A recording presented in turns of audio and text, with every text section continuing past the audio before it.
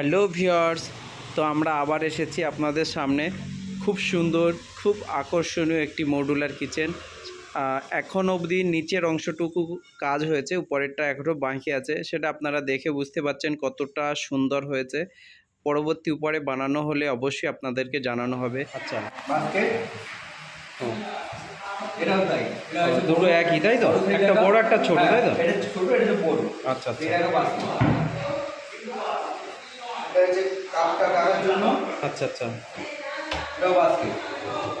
আচ্ছা এটা ছোট ছোট পিস রাখার জন্য। এটাও ওটা ছোট ছোট পিস রাখার জন্য, ছোট ছোট পিস না। হ্যাঁ হ্যাঁ পিস। আর এটা এটাও এক আচ্ছা আচ্ছা আচ্ছা এই ওপেন ডোর। আচ্ছা ছোট ঠিক আছে। এখানে গ্যাস জন্য আচ্ছা ঠিক আছে। আচ্ছা এটা হচ্ছে বেস ডোর।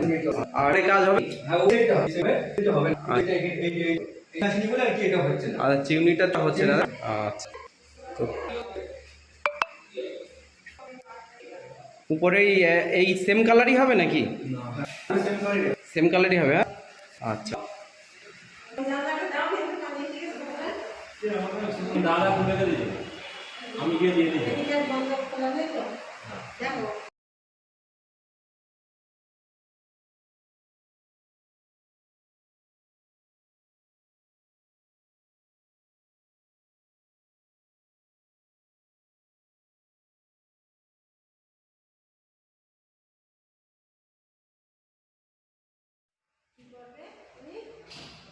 পার হওয়ার পরে এখানে বার হয়ে গেলাম, যাওয়ার পরে দেখতে পাবেন আপনারা এই সাইডটাতে ডাইনিং রুম আছে। দেখুন ডাইনিং রুমের উপরে কত সুন্দরভাবে আমরা ফল সিলিং করেছি, সেটা আপনাদেরকে এখন দেখাবো। আপনারা দেখুন, এটা হচ্ছে মেন গেট।